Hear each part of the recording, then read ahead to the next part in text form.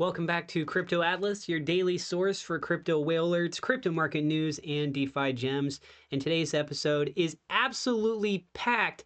You're going to want to stay locked in for this one. We've got massive Bitcoin whale transfers.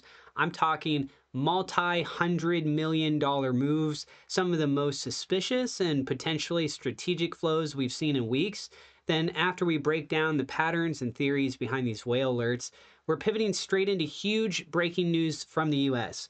Regulatory clarity, major legislative progress, and hints that the crypto industry may finally be getting the green light it has been waiting years for. All right, let's go ahead and dive into the whales first because, wow. Let's start with this one. This made me really just take a double take here. 1,480 Bitcoin. That's worth $141 million in a single transaction. That moved from Binance to Cefu. Now, anytime Binance moves funds into Cefu, it sparks speculation.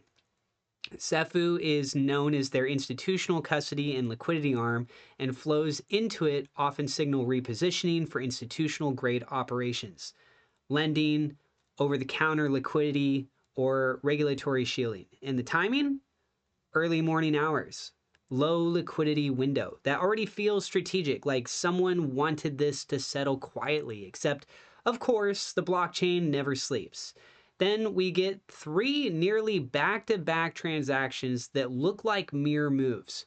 We have 1,200 Bitcoin, 1,199 Bitcoin, and 1,118 Bitcoin, all between unknown wallets, all happening within a few hours. The amounts are just close enough to raise suspicion. These could be coordinated portfolio shifts, algorithmic rebalancing, or even custodial reshuffling. But the bigger tell? The amounts are all just under that psychological 1,200 Bitcoin threshold. That's the type of segmentation whales use when breaking down larger over-the-counter acquisitions to avoid triggering bots or drawing attention on chain. Well, except for whale alert catching all of them anyways. Okay, now the next one, this is 1,173 Bitcoin. That's about $110 million. Again, unknown wallet to unknown wallet. Another move just barely below the earlier batch. You notice the pattern yet? 1,200, 1,199, 1,118, 1,173. This looks like a coordinated cluster, potentially one entity moving funds across multiple fresh wallets. If these are new wallets, it could be cold storage setup before a major market event. Whales love reorganizing right before volatility spikes. But the next two are the big ones. First, this is crazy. 4,335 Bitcoin. That's worth $409 million. Moved from Coinbase Institutional to a brand new wallet. This one is fascinating. Coinbase Institutional handles large-scale custody for funds, corporations, and high-net-worth clients. When Bitcoin leaves Coinbase to a new wallet, that usually suggests a client moving into long-term self-custody. This isn't selling, it's parking. And $500 million being parked, that smells like conviction. Then, almost right after that, this one even bigger. Look at this. 5,964 Bitcoin. That's worth $557 million transferred from Coinbase to another completely new wallet. This is the kind of movement that traditionally happens when major players, hedge funds, sovereign funds, or corporate treasuries are positioning ahead of some catalyst. You don't casually move over $500 million of Bitcoin unless you're anticipating something big.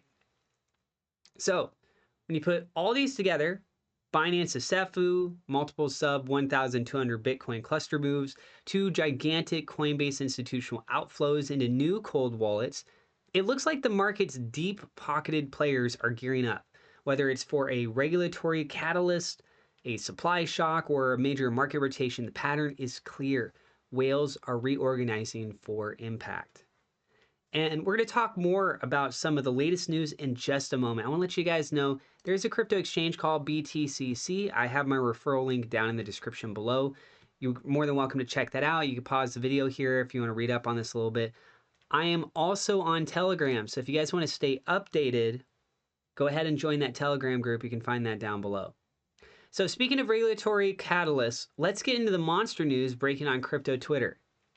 First up, Crypto RS is reporting that U.S. regulatory clarity is finally coming into focus. According to Coinbase CEO Brian Armstrong, the crypto market structure bill is 90% complete and could clear committee by Thanksgiving.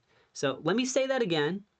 We could be less than a week away from one of the most important regulatory frameworks in American crypto history moving forward.